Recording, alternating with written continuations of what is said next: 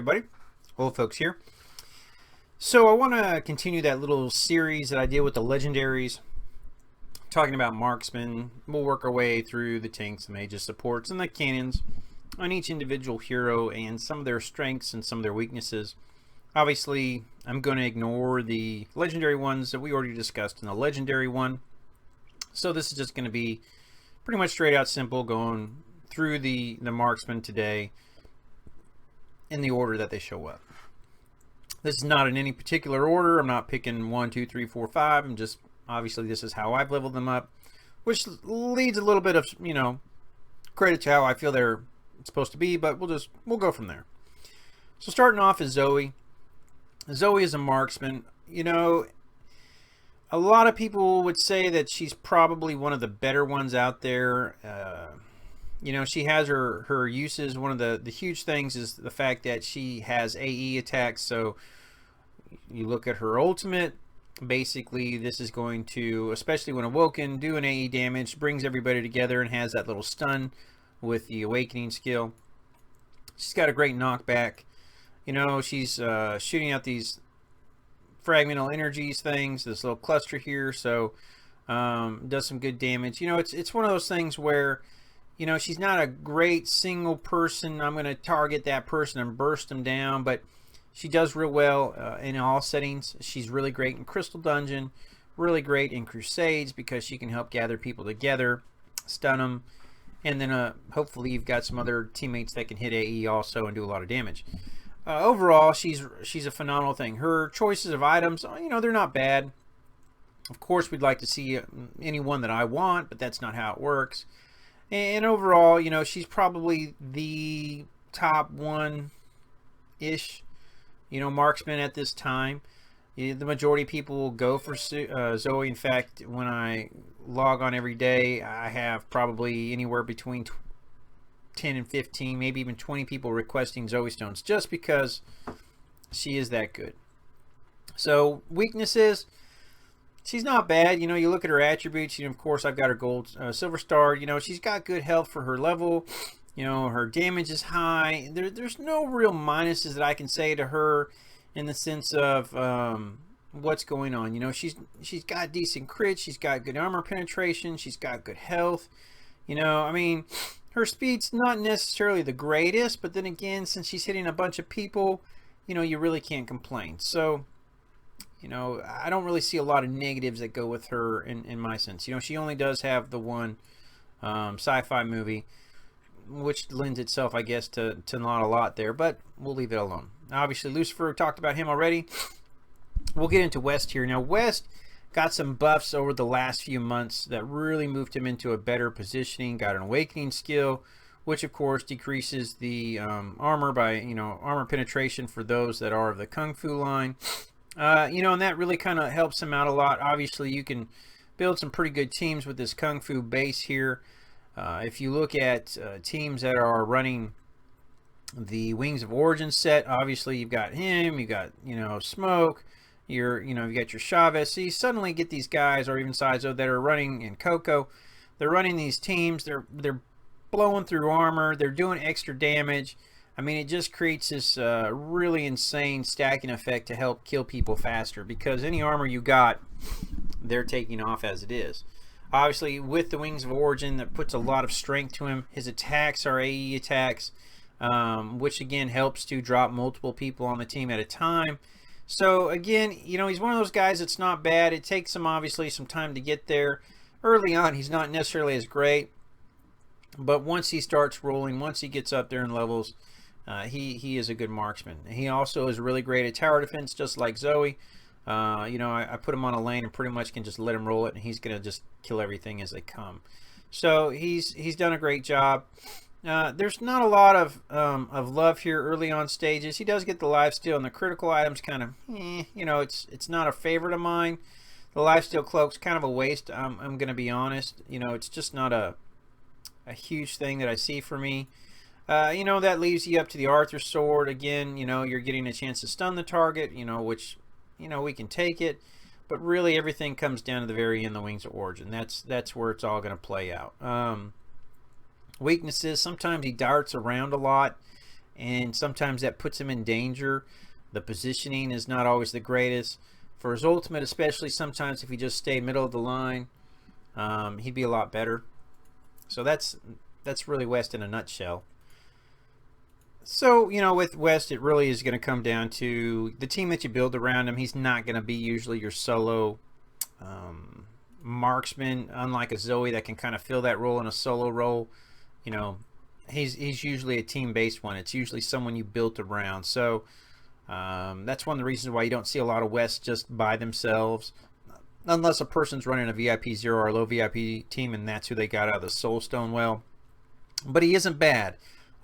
Just again, he builds phenomenally into a team, just not necessarily great as an individual player for a lot of people, and then the concern of how he dodges stuff.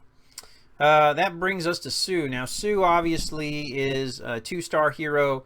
Takes you a while to get there. Obviously, I've got a gold star. Item choices, again, you're like, gosh, these are all terrible. Get me to the orange 2, please. You know, nothing phenomenal really stands out that just makes you scream. You know, I'm excited and I'm happy and I'm ready to do whatever. But that is Sue. Sue is great for single tanking or single target tanks. You know, basically she's decreasing their energy. She's causing issues, especially now with her ultimate, basically dealing extra damage and they can't be evaded. She does have that knockback, which is great for pushing back people like Chavez or others that kind of get into it. You know, and she's really, because of her ultimate and the ability to kind of lock that target down there and not allow them to do anything, and she also isn't present on the field to take damage during that time, you know, it kind of helps her do some damage, stay out of the way, and allow her team to keep that person immobilized. She's also seen a great increase in her use in places like Sky City because of her ability to interrupt the casting of spells on those bosses, as well as in team raids. So she's got a lot of good use.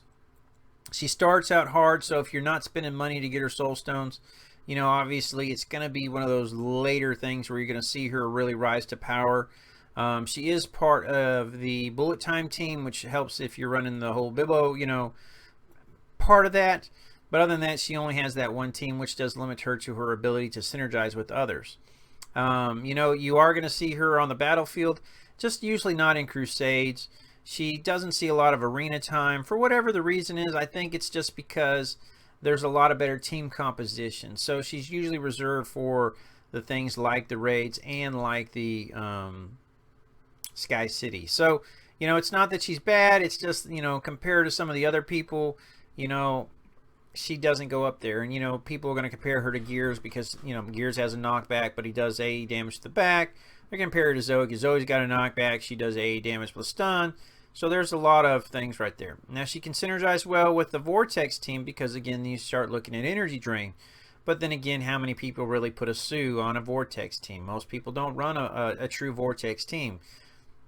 But I've seen a few people run it, and they say it works pretty good. You throw a Vortex, you throw an Aerial, you throw a, even at 3 stars, Slash, you throw a Robin, you know, suddenly you see all these people are draining energy, and all that does is pump up Vortex a lot faster. So that's Sue. Kind of limited, you know, in her uses for the most part by most people, but she does have some great uses late game. Mira. Now, Mira is your free hero that you can get from the whole, you know, Crusade side of it. You usually choose between Blaine and Mira. You know, usually person goes one way or the other depending upon the team that they've got from the Soulstone Wishing Well or whether they're spinning gems. Now, Mira struggles with damage until she really starts to hit that 4-star, 5-star rating. Once she hits that 4-star, 5-star rating, her damage goes up a lot. You'll notice that a lot. And above that, it really gets crazy. With her, I've seen crits as high as 80,000. I one-shot someone's, gosh, I want to say it was Pearl one time. It was like, bam, big old crit pops up, 80,000. I was like, whoa, you know. But then suddenly her crits are like, you know, 15. And it's not that 15,000 is bad, but her crits can range from a real low spot to a real high spot. You know, she is kind of limited sometimes too, because remember, she tries to focus on the most damaged hero. But sometimes that might be a tank, and the tank obviously is better suited against her, usually because perhaps you don't have a backline team that's damaging the back's line, and if you're not damaging the backline, she's not shooting the backline. So you kind of have to build a team that can damage the squishies, so she'll do her job in taking them out too. Obviously, things like Aerial Shield, Rex Shield can kind of really hose her over because those block, those attacks. Her item choices aren't necessarily that bad. Obviously you have the, hey, if I get low, I can get some more lifesteal and a little bit of attack speed. Hey, I can get a stun out of this. But the other two for me are just kind of, you really want to get to that orange 2 item if you're going to use her and run long term. Skill wise, the kind of cool thing about her is she does increase her crit levels. She increases her crit strike chance. I mean, everything is built about getting crit. This is for her, getting these extra huge damages. And the other thing about her is she and your main healer Arya can take on Krabby, and sometimes the two of them can solo Krabby because of this whole armor pin burning sensation. So don't think just because she's a full-on damage person that she's terrible. She has her great uses. Again, she's part of the bullet time team, which lends itself to some of the bosses later on. Just remember, it's going to take you time to build her up to that 4 or 5 star range where she really starts to come into action. Until then, she's weak. But then you're going to start running late game into, do I want somebody that's just doing DPS, or do I want somebody that has crowd control? Because she has no crowd control. Currently no awakening skill. Also limits her to perhaps some more damage. Of course, it'd be interesting to see what they could give her without making her overpowered. That brings you to Jolene. Now, Jolene got an awakening skill, and she actually can do a lot of great damage with it.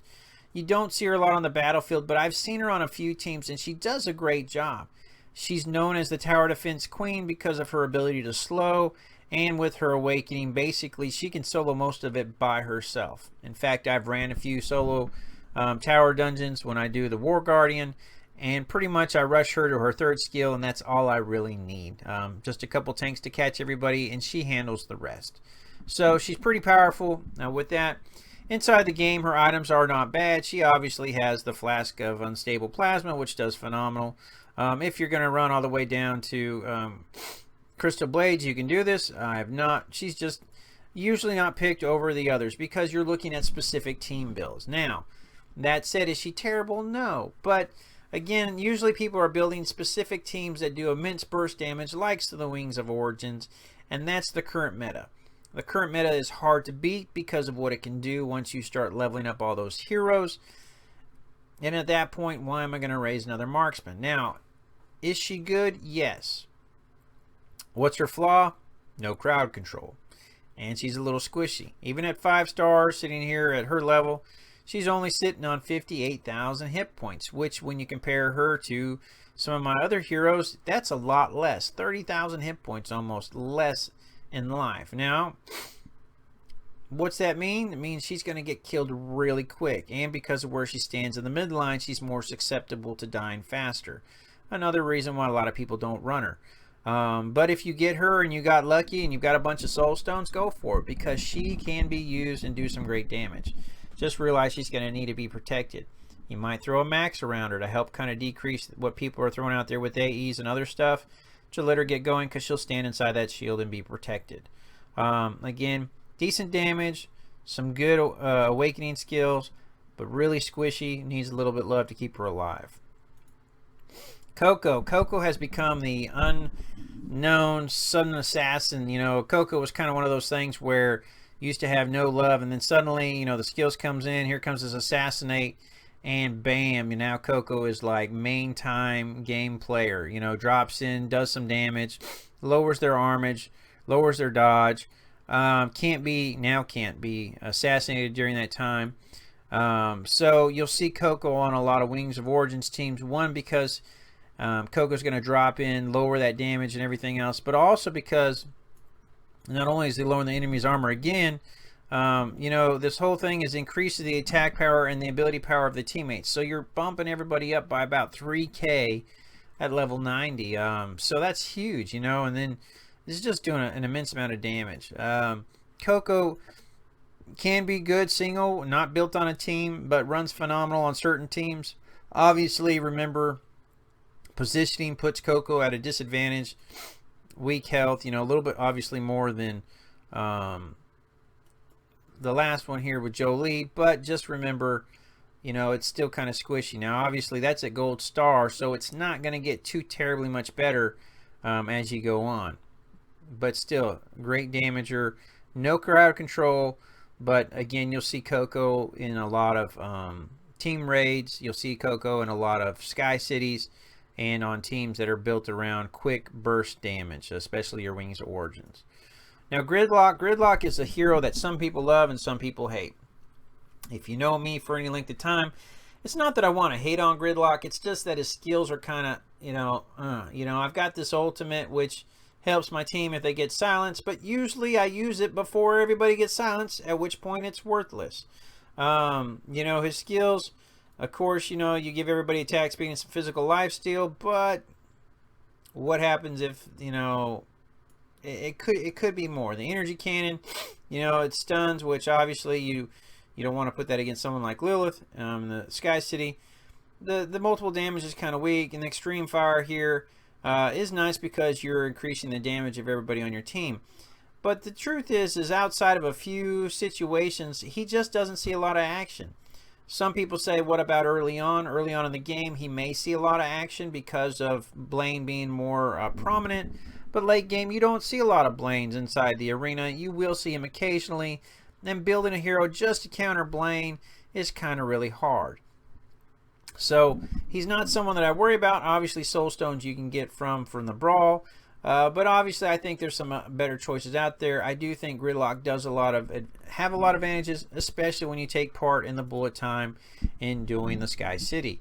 That's about the only reason why I have him the level I have him, is for the lifesteal. Outside of that, items are, until you get to the later level and finally, of course, unlock Orange 2 when you get there. Wreck is a marksman, though he doesn't feel like a marksman. He feels more like a tank, but they put him in here for whatever reason. He does well if you do run a lone dog team because, again, he is a lone dog person. So everybody's going to get bonuses from York here, but most people don't run York anymore. Some still do. He is great for stopping people like Smoke, your backliners, Yuan, as well as giving a physical shield to your team, whoever's up in front. And then, of course, his ultimate's the big thing, and the fact that he's going to increase their attack damage, their attack speed, and their lifesteal much higher than Gridlock. Now, if he was part of the bullet time team, no one would pick Gridlock. But because he's not, that's what happens. The big thing with Wreck is just to realize he's not going to do a ton of damage. He's basically a buffer, and he's there to stop backline guys. So, outside of those situations, what are you going to use him for? Not much. So he's basically used for one skill. That's what he is. That one skill's great, don't get me wrong, but outside of that, he doesn't get a lot of use. He's got no crowd control. He's basically a buffer. That is his job, which seems kind of sad. Pearl is part of the flying team, which helps her take down Grunk inside, obviously, your Subterra. She is a buffer as well as a backline attacker and has a phenomenal ultimate when it comes to disrupting the other team. That said, she's not bad. Her stats aren't necessarily the greatest. Obviously, on the back line, she's kind of weak for health-wise. She does get up there to a decent amount. I hate when I click that button, but that's what I do all the time. Her items are okay. Nothing really screams out at me. People will argue which way they want to pick. In the end, it's really a personal choice for each individual person. But of course, her Shark Swarm is the big thing everybody likes. Her Dark Tide is kind of cool because it does damage. The wave here obviously is what everybody likes because you're going to buff somebody's attack power by almost 3 grand here at level 86 and give them 140 armor penetration, which is amazing. You'll see her paired with Mira. You'll see her paired with a Lucifer, and obviously they start doing some phenomenal damage because of that.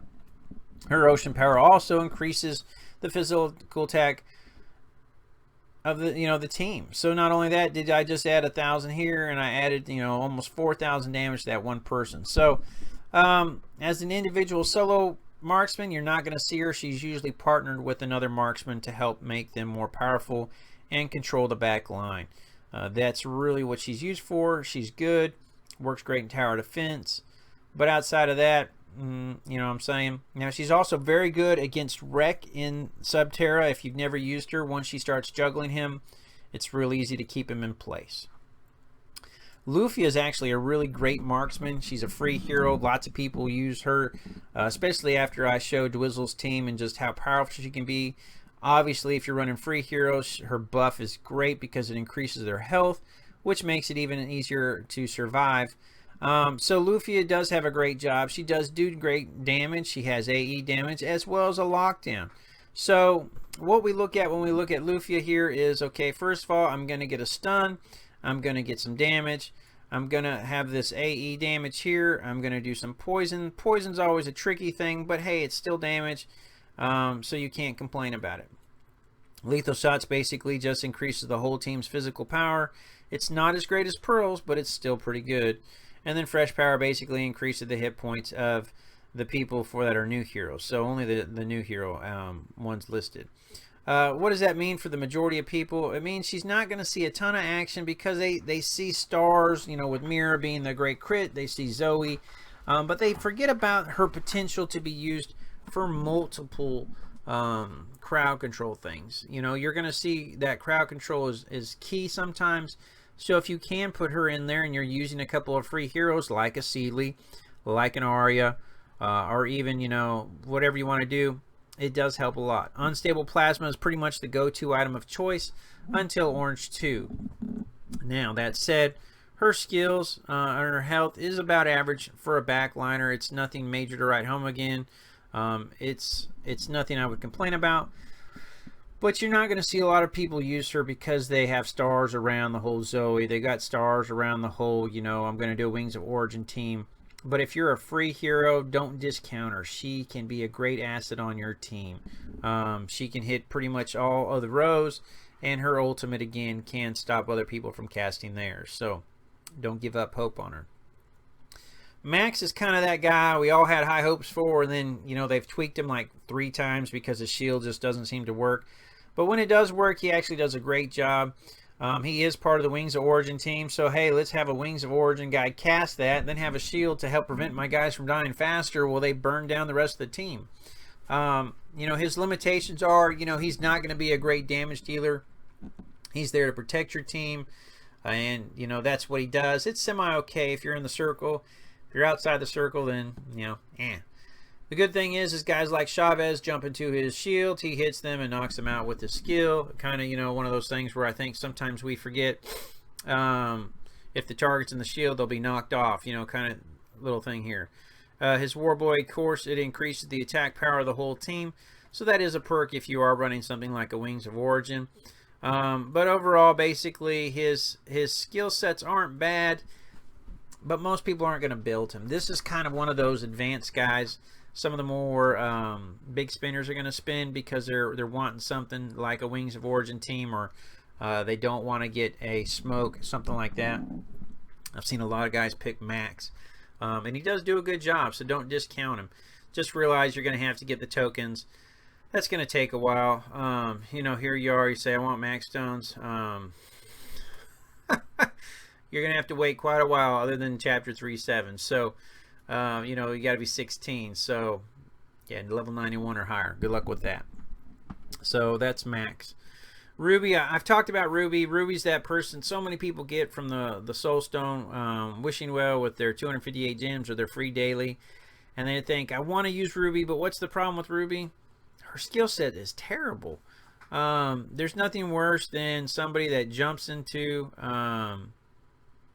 the middle of the fight and then gets burnt down. And so many times Ruby does that. She jumps in for that little stun, or Ruby jumps in, and you know, it just does damage. And so and then ends up getting Ruby killed.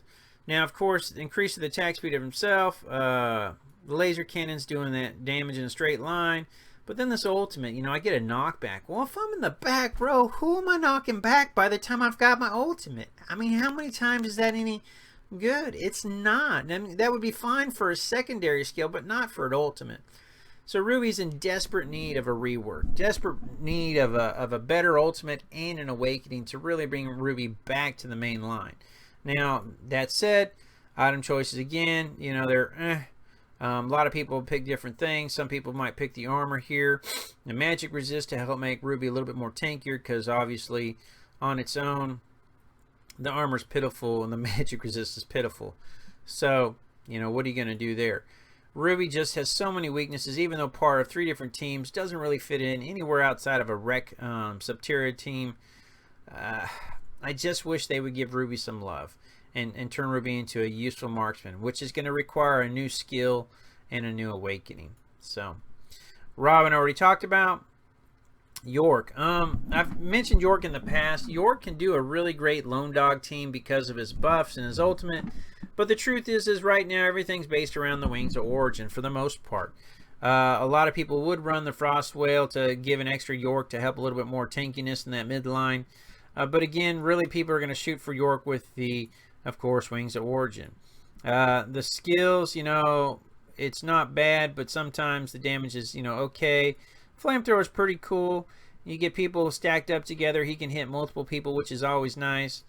The tear gas, lowering the hit rate isn't bad, but the truth is you know, what is the true lowered hit rate? You know, it would be better if they were blinded completely, then people would complain, but that would make him far more useful than just, hey, the hit rate's lowered. He doesn't even tell me how much the hit rate's lowered. But again, here, you know, he gives attack power to his team. And then finally, if he had, you know, people that were lone dogs and he's awoken, I have him awoken on my other server, I mean, he's going to give them all attack damage. Well, that's cool, because who are your lone guys? Sparrow's getting an awakening. Wester's getting who has an awakening. You know, Smoke. And so you can see how you could easily do, here's a Wings of Origin, here's a Wings of Origin. If you don't have him, that's fine. Wings of Origin. So you can see how suddenly you can stack 1, 2, 3 people with Wings of Origin real quick. And kind of go from there, making him even faster and killing. So York's not bad. He just sits kind of backline for the majority of people, but he is easy to get his soul stones for. He just needs a little bit of tweaking to bring him to the main line, but they're probably not going to do that because he's a free hero. That leaves us to Bibble. Bibble, Bibble, Bibble. Bibo, Bibble. I don't know how you say it. Here, Bibo, there, Bibble. How do I talk about this guy? If he fought like he does in Sky City, I would get him, but he doesn't. You know, they upgraded the ultimate, but it's still not that great, but it's better than it was. His skills are okay. I just don't... You don't see him a lot because his damage is kind of meh. And since he's all over the place against people, he just doesn't see a lot of love. I think the problem with Bibble is they had an idea of what they wanted to do with him, but they just never finally finished it. He needs to be that great AE. I'm hitting multiple people. I'm doing lots of damage. I'm a marksman kind of person. I bounce around the battlefield kind of thing to hopefully dodge people's stuff, but they just kind of left him undone. You know, his skill sets are, they're not bad, and since he's free, it's okay, but if I've got to pick out of the people that you can get out of the same hero, I'm going to go with Mira. I'm going to go with a Blaine. I'm not going to pick him just because his damage is lacking. Now, some people have got him and gotten him higher level, and he can do great damage. But then again, the average person can't afford to blow it $100,000 on a guy just to raise him up all the way and say, yeah, my Mira's better. Yeah, my Sue's better. Yeah, my Zoe's better. But I've got a really nice Bibbo that I never use, and that's what we usually run into, is they say, oh, he does great damage. Well, why don't you use him? Well, it's not that great. You know, I can make a video and make him look good, but then when you ask who's on my team, I go, well, I never use him. Why? Because he just doesn't fit in. He's missing some stuff. You know, obviously it's all damage, no crowd control. The AE, even though it's in Conal, it's kind of sometimes misses a lot. So it's just kind of sketchy. He just doesn't really fit into where people want. Turin, oh my gosh, Turin, we want to love you. Man, we want to love you. Here's a guy that is all about stopping, you know, healing and everything. You know, he hits enemies, they do damage. He fires at the back row. But he just stinks. His machine gun basically shoots in front of him.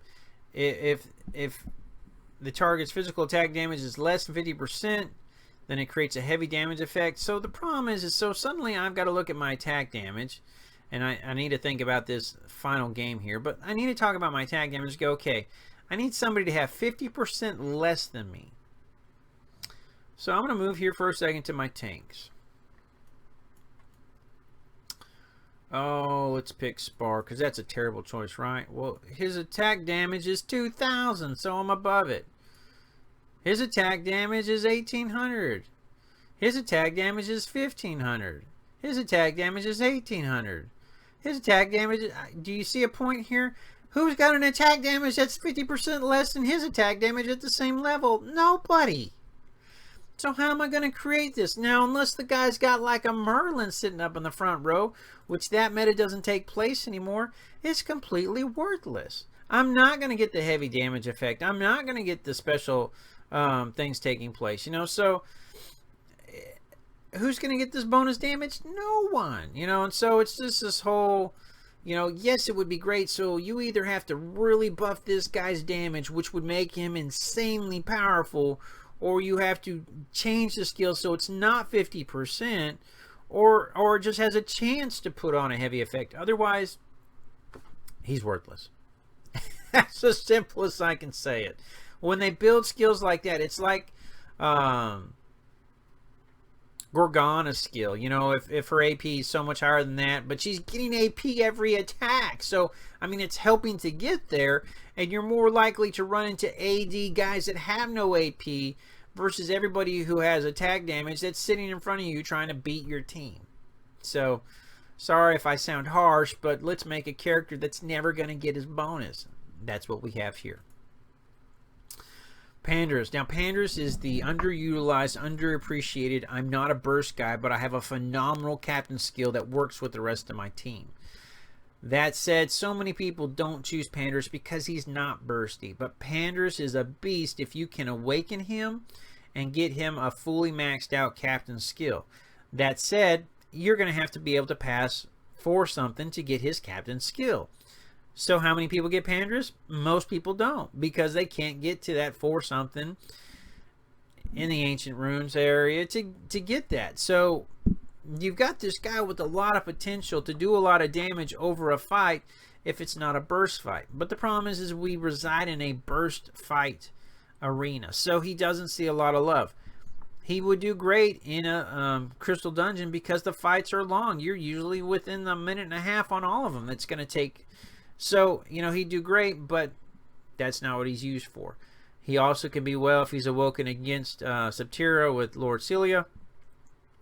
So much potential, but man, you can't get his captain skill until the later levels. So, yeah, there's a reason why you don't see him. Oh, I didn't mean to click all those. Look at that, I did that. He's got it. See, he's already got it on mine. But 4 or 5, yeah, you got to pass 4 or 5 to get this. And if you can't pass 4 or 5, you're not going to get it. Now, obviously, this is doing damage periodically, and of course here, you know, every time they take damage they can't heal. You kind of see how it all plays together. So he's got a lot of potential, but just again, there's always that little bit of lacking. So a lot of people pick up Candy. I mean, he's gold star just because I got the extra runes. Probably shouldn't have wasted it, but I did. Honey, honey, honey, honey. Everybody loves honey, but nobody knows that they love this honeybee. I already did a little video on her. Obviously, I can't tell you exactly if she's good or bad yet because nobody knows just how great she's going to be until we see her at later levels. Obviously, her ultimate helps to remove all the negative effects that her other skills have. But then again, who doesn't want a psychotic honeybee on their team who can kill their own team in case they inject the honey in the wrong place in their body? I don't even know how to talk about that. So, honey, I'm afraid I can't tell you if you're worth having. I like the way you taste. That sounded a little wrong, but I can't tell you if she's worth getting just yet. So, that is the Marksman. That is everybody. I hope this helps everyone. If you got any questions or comments or thoughts on your own for these people, feel free to leave them. Don't forget, there is the art contest. Down here is the email to send it to. You've got a little bit over a week still to get them in. I've gotten one. That's an easy win for somebody, huh? Hope you all having a great one. I will talk to you all later.